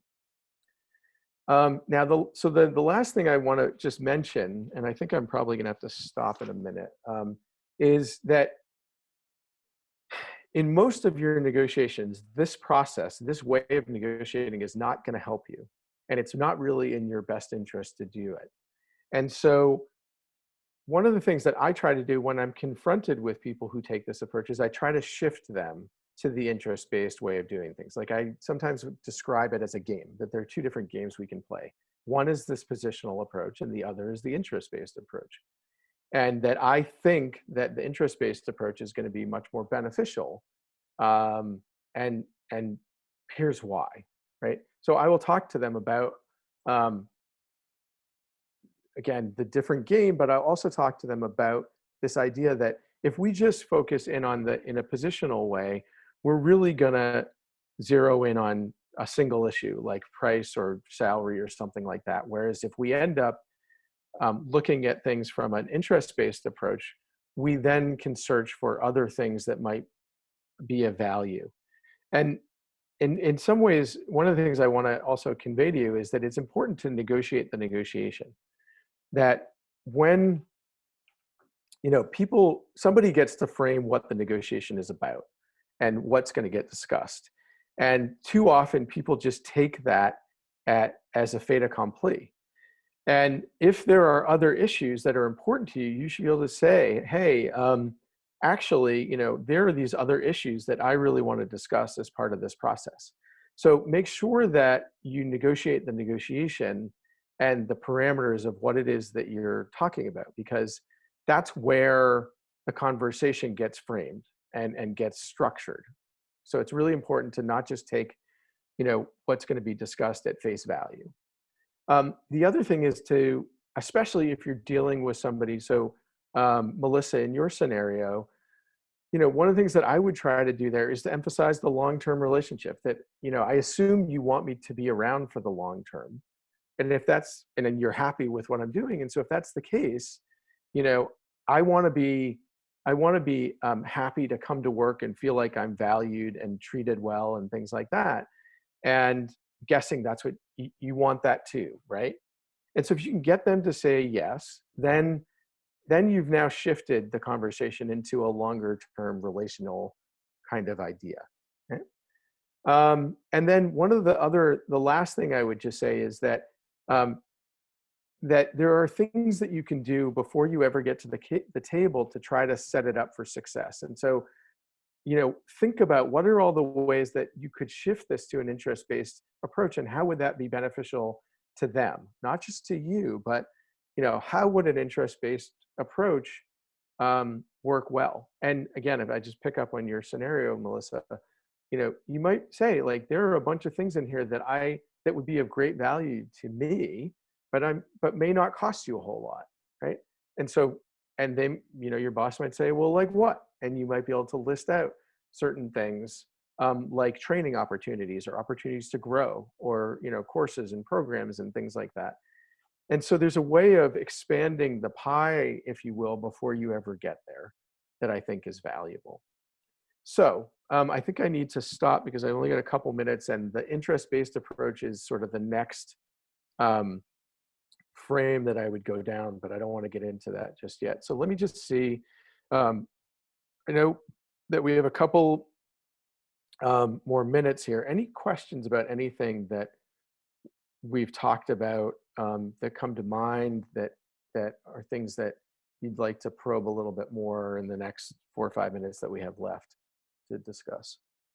And like I said, I'll leave the interest-based stuff for the next time that we meet. And Laura, while people are thinking, what are some of the dovetails with some of the things that you've done in some of your other sessions that you want to highlight here? I definitely want to share with everybody the video you have for the ethos, pathos, logos. Okay. Yep. Because I think that is a really great illustration. Okay.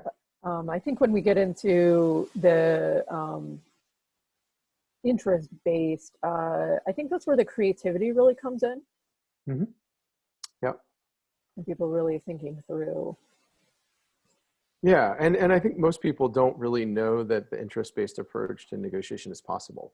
And I think what you'll find, there are a lot of people that say to me that one of their real struggles with negotiation has been that, they imagined it as the positional approach, and that they weren't comfortable with that. They didn't want to try to manipulate people. They didn't want to try to be taking advantage of people. And so instead of engaging, they just, sort of avoided negotiating because they felt like and thought like that's what this was all about.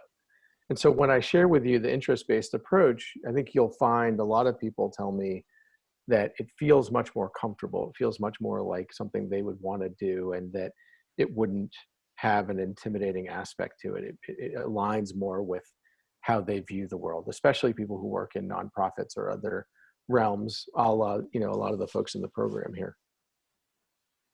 Something else that comes to mind, I believe in January when you all were doing the design thinking with Damon and Peyton, they talked about yes and versus yes but. And I always feel like the positional is the yes but. Mm-hmm. Like, Josh, I'm agreeing with you, but you're completely wrong, and this is what I have to offer. And I think when we get to the yes and, it's about building. Yeah, like I think looking for where we can find agreement. yeah, I think that's very true. And I think that probably fits quite well with what they were saying. Yeah. So, like I said, we'll get into that, and I'll give you a bit of a framework with 3 kind of steps to it that you'll be able to use going forward in the next session. And I'm sure, like I said, you'll find it more and more comfortable to use than these other approaches. So, I guess we're at our witching hour. I know you're all going to stay on, and you're going to go over some other things, Laura. So I will sign off, and I'll see you in a couple weeks. Great. Thank you to Josh, everybody. Thanks, Josh. It was great. You're welcome. My pleasure. Thank you. Thank you once again. Thank you. Thank you. Thank you. All righty. Take care.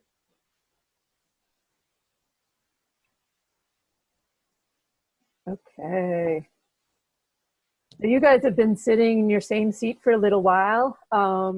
For those who turned your cameras off, if you're able to turn them back on, I'm going to give you just a really quick stretch break. So I'm going to give you 30 seconds to go find something that's soft and bring it back. Something soft. I didn't realize my camera was off. How do I turn it back on? This should say something like stop video or. Oh, there it is. Thank you. Sorry, you're welcome. Yep. Thank you. You're welcome.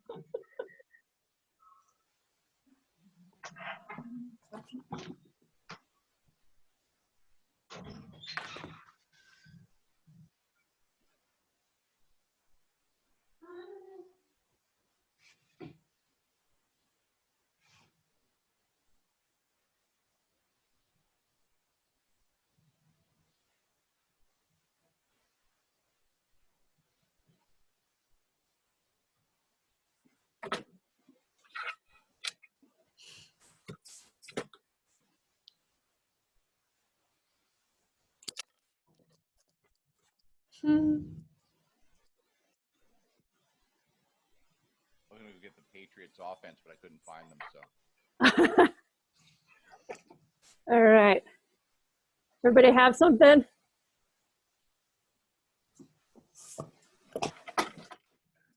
All right. So Christine, what are you holding up? I have a sweatshirt, which is great because it's freezing cold in my bedroom, and that is where my home office is set up. Also, if I leave this room, I'm now on parent duty, and so I'm out. So I couldn't leave. Awesome. Matt's got a stuffy that looks really cute. I see Robin's stuffy. Lauren, what do you got? I'm at work, so all I have is my laptop case. Okay. But there's like felt inside. It's nice. Felt is Please. good. Jody, it looks like you got something. Yeah, I got a nice new soft mask for my face. nice. Christian, what are you holding? I have a teddy bear that a friend gave me when I was in the hospital for my double mastectomy. Oh, very nice. Jennifer, what do you have, Marpees? Looks like a sweatshirt or something, or a scarf. Michelle, what do you got? I'm hiding from my children in my bedroom, so I grabbed the pillow off of my bed. Perfect. Melissa, you got something that looks really soft? I have a fleece blanket that my grandfather gave to me actually right before he passed away a couple months ago. Oh. So Nice. I keep it with me all the time. Sandra, do you have anything?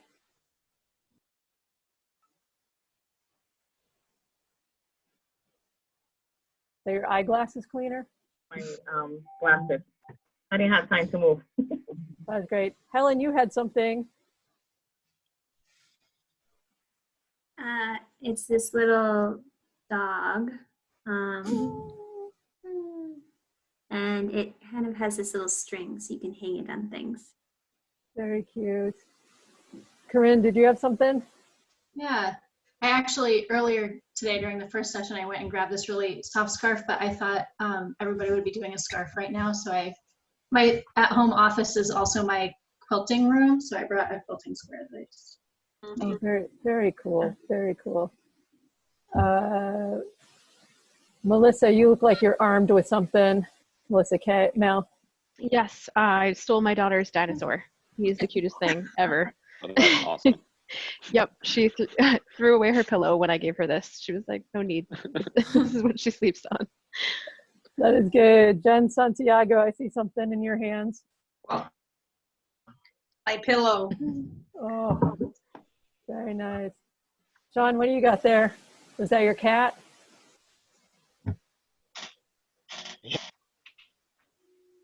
Oh, I can't hear him.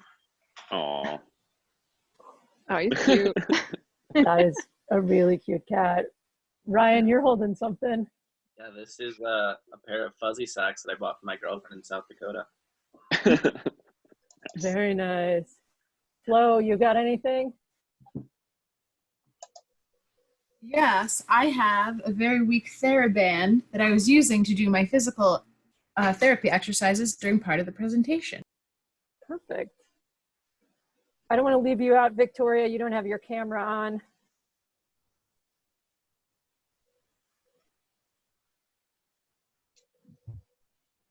I have a throw pillow. Throw pillow. All right.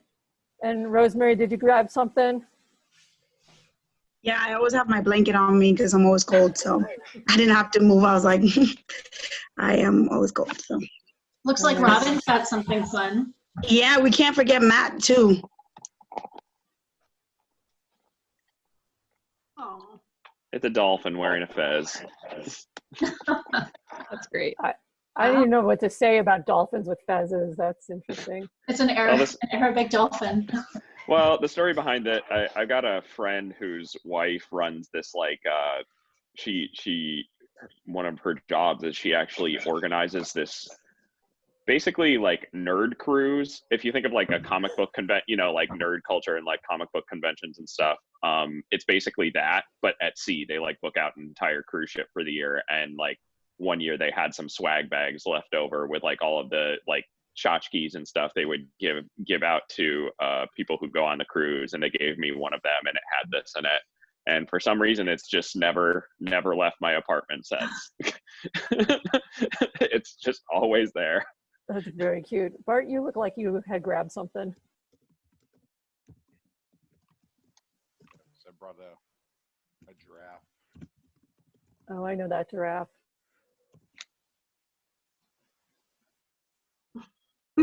Very nice. Well, we have for the remainder of our time to talk about gratitude as our last chapter of... Laura, let's not forget Matt. Matt.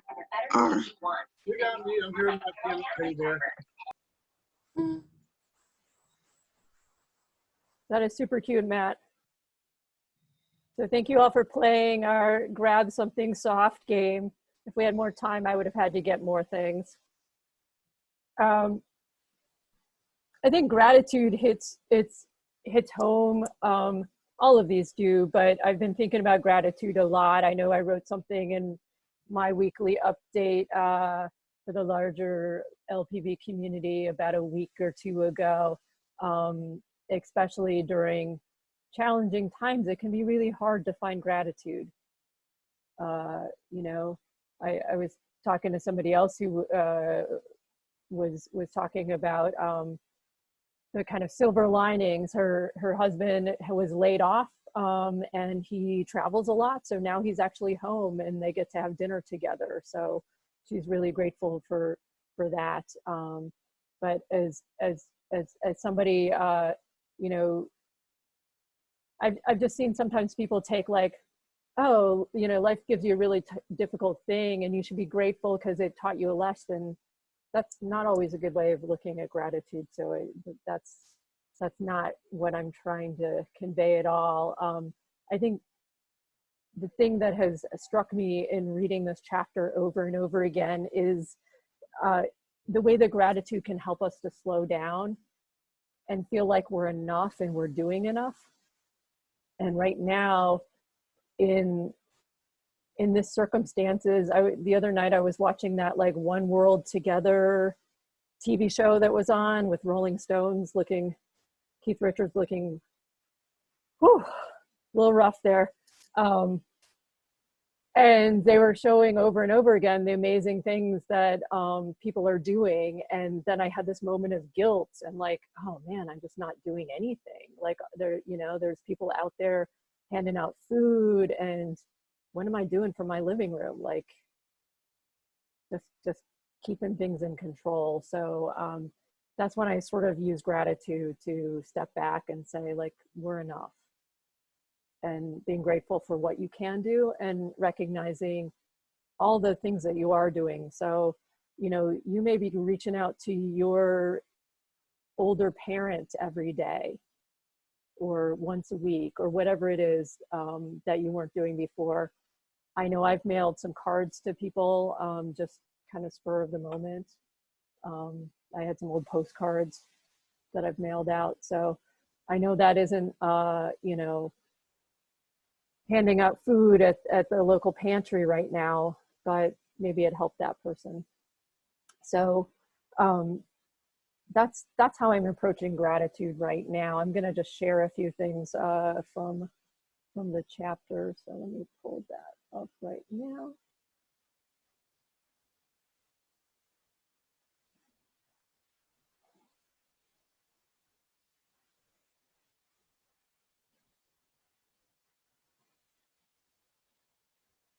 So I've got some quotes. The first responsibility of a leader is to define reality. The last is say thank you.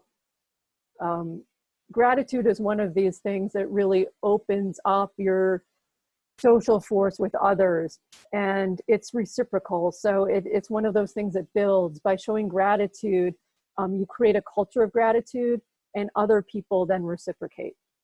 And I've definitely seen it within organizations that this can snowball and be a really positive thing that happens within an organization. I really like this last quote from Melody Beattie, and I don't know who that is. I should look that up. But gratitude unlocks the fullness of life. It turns what we have into enough and more. It turns denial into acceptance, chaos to order, confusion to clarity.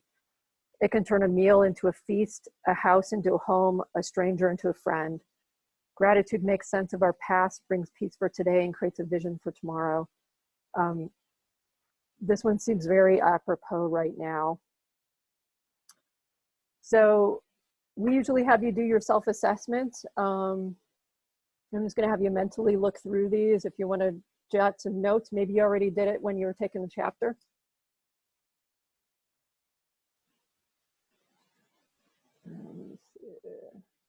There's something in the chat, and I don't have the chat open right now.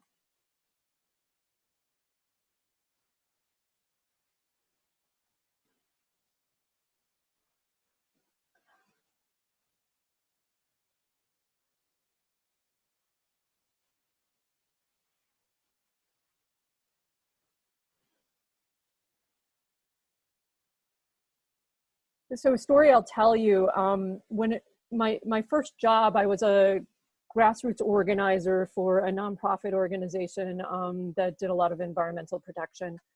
And at my early organizer training, one of the things that they said to us was, you don't need to thank your volunteers because they're making an impact on protecting the environment and doing good things, which will make them feel good. So you don't have to worry about thanking them.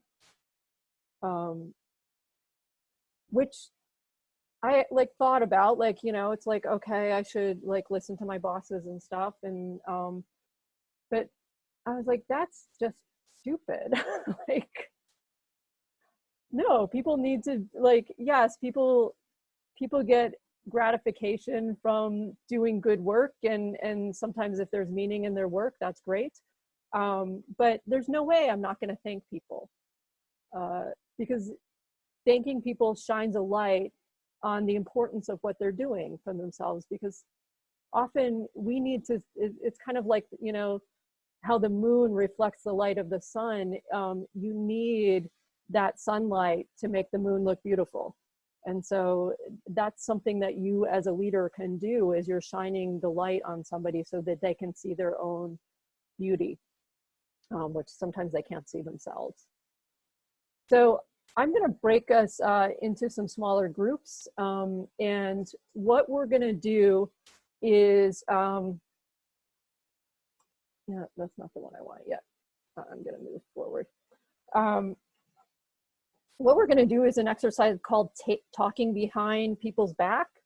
So usually when we talk about talking behind someone's back, it's negative, right? You know, you're like, oh, somebody's talking behind my back. This is a chance to turn it on its head. So what we're going to do is have, I'm going to throw you into some breakout rooms. You're going to designate a note taker. We actually want you to write these down because then we can give them back to one another later. One person's going to start, so you can have them turn to the side. This is like weird. I mean, we're doing this in a breakout room on Zoom, so it's not usual, but we're going to do our best. That person can turn off their camera or just turn themselves. And while they do that, the others are going to talk behind their back. So since I can see people on my screen, say I started with Jen Santiago, then the other people in the breakout group would each share 2 to 3 appreciations about Jen. So why is she so awesome? And then when everybody gets a chance to go around, then you're going to switch to the next person. So hopefully that makes sense so you're going to do each person, and I'm going to give you 10 minutes to do this, and that should be enough time. Don't feel like you have to do 25 appreciations for the person, but make them heartfelt and real. So it's just not like, oh, you know, Matt did his hair really nice today. That's got great posture. All right, so I'm going to open up the breakout rooms, and away you go.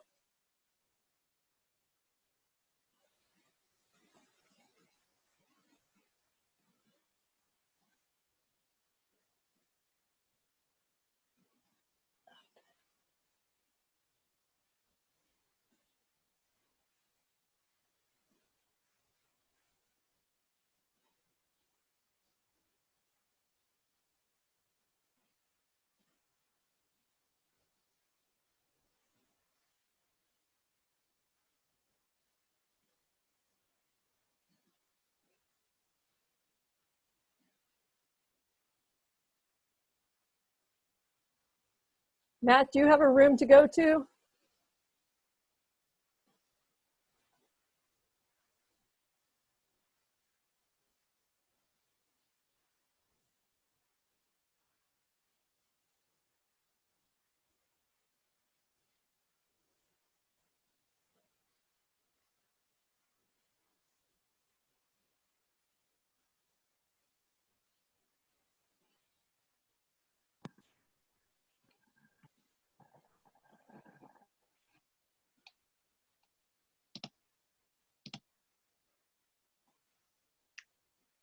Hey, Laura, I had a computer crash. Sorry, so I just rejoined. Okay, I'm going to throw you back in your place. All right, thank you. Sure.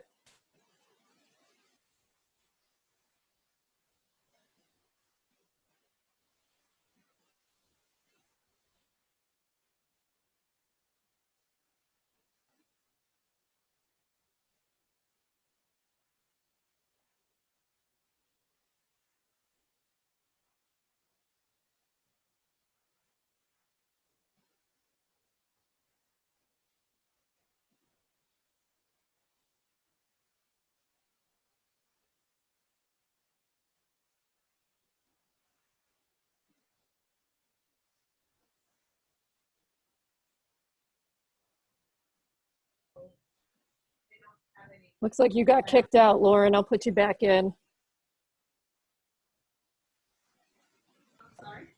Thank you.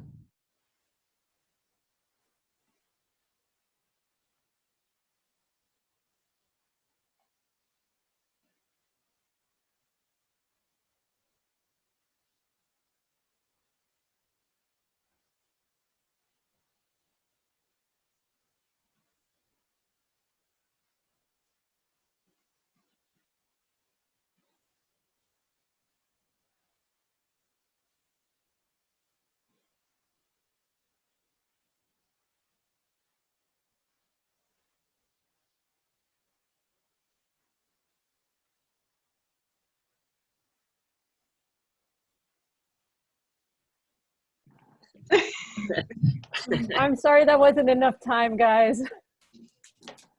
There's just so many positive things about my teammate. Right. Darn it. So how did it feel to, first I'm gonna ask to just give your appreciation. Was it hard? What were your feelings in doing that?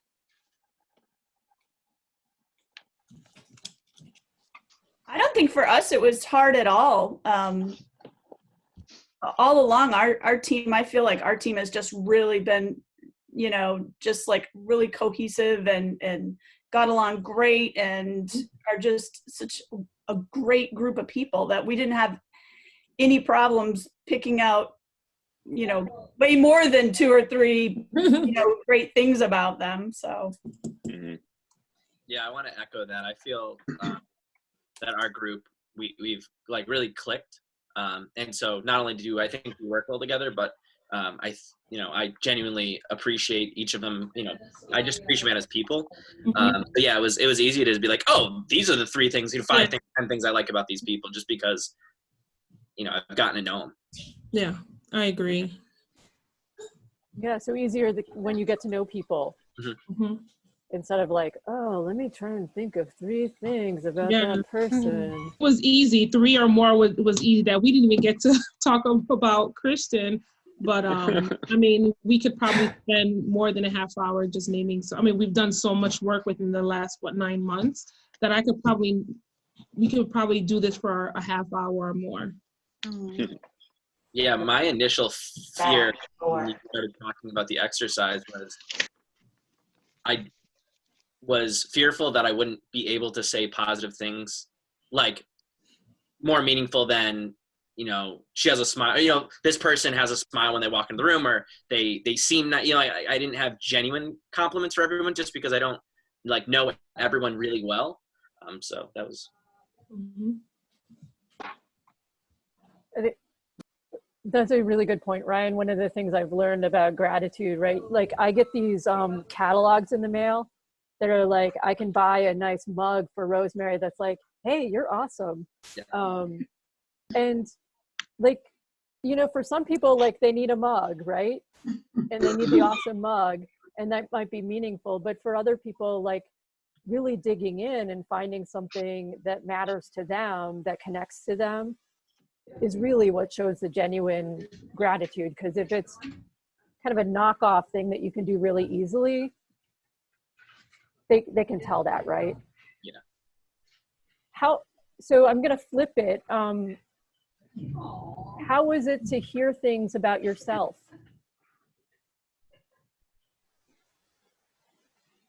Sometimes awkward. That's wrong.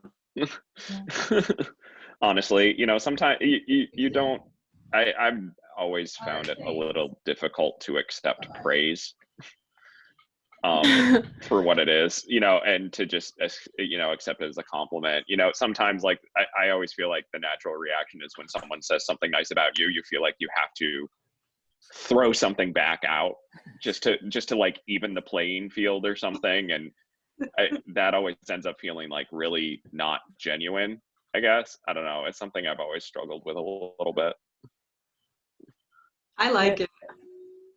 I like it. It's nice. It's nice to know. For me personally, I get the person I work with is always that type of person. So I guess I'm kind of used to it.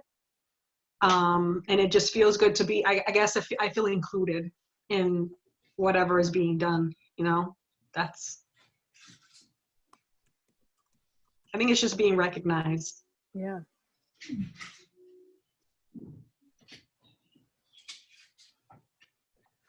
Yeah, we all want to be recognized, right? But I failed on jumping in the whole time because my computer crashed, but this reminds me of the love languages, right? And knowing how people you work with want to be recognized, or, you know, your team members, and what's important to them.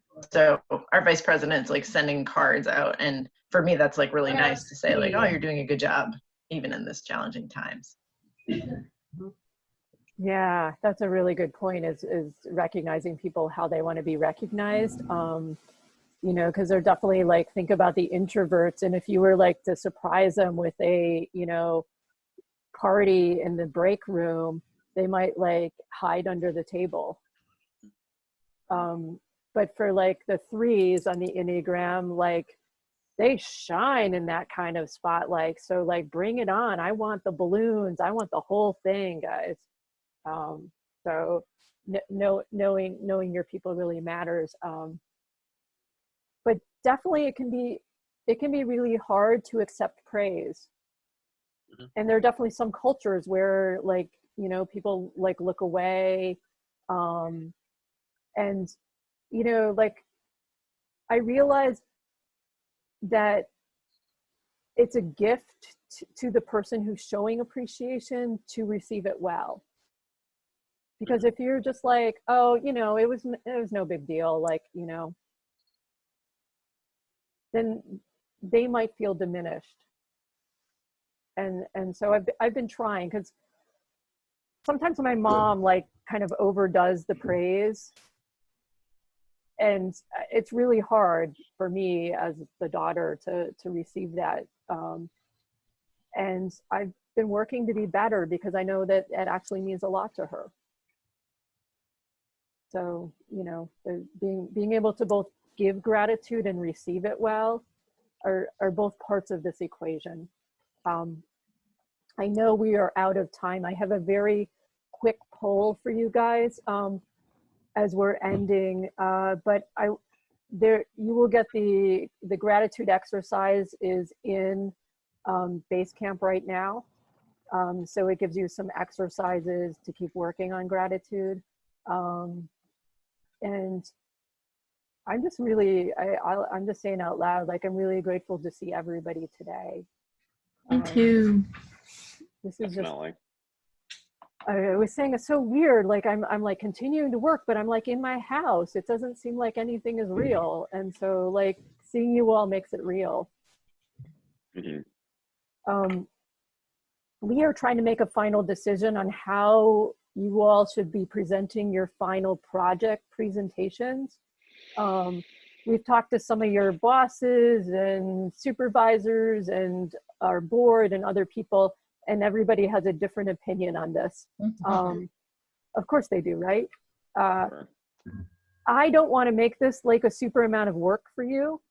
I also want to give you the opportunity to shine and show what you did, because it is a big deal, and to talk about it. But how do we do that in a way that balances that? So I'm going to pull up this poll right now that you can take, that's super, super scientific. And we'll figure this out probably next week. So I'm still seeking more input. But so, and if you have an idea that's not on this list and want to put it in the chat, so we could do it as a Zoom, like on the May 8th, give each group like 5 minutes, 10 minutes. You give it to the class on Zoom and to me and Rosemary. We could do a just LPV, so just me and Rosemary on a call with your team with Zoom. I was thinking that creating a video would be the lowest, but we want to give the option if somebody wants to, like, each of you videotape yourself and has Bart on your team and he can put all those videos into one. And then the other option is we can also do a Zoom and allow employers to call in for that portion, so that your folks can celebrate you. And all of that. So, Rosemary, can I? I'm sorry, not Rosemary, Laura. Can I ask, because we're talking about the final piece right now? Yep. But I don't know how they are. Could you send out any sort of like graphic standard that you might have for the final project? CVS, I think people are buying them like be able couple in to a package or something, and include. Sorry, should we include the Leadership Pioneer Valley logo, like things like that, like just requirements that we need to have in what our final document or presentation or something like that has? I don't know if there needs to be like acknowledgements of like grant funding or your logo or something like that. There does not. So There's nothing. Okay. yeah, so everything that was in the guidelines is what we're asking for. Okay. And then anything else you want to do is beyond that. So I'm just going to share the results. So it looks like the majority are saying to do a Zoom. That would just be you all on the call. We can record it and then make it look nice if we want to share it with anybody else.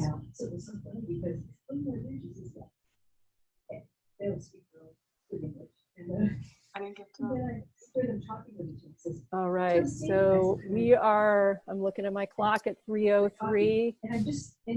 So I don't want to hold you any longer. I know we could keep talking, I'm sure. If you need anything, please reach out. Stay safe, stay positive when you can. Self-care. Definitely. Yeah. Thank you for organizing this, Laura and Rosemary. Really appreciate it. Yes, thank you. Bye everyone. Stay safe. You guys want to do Let us know if you need anything. Yes. Okay, see you guys. Take care, everyone. Have a great weekend. Bye. Yeah, no,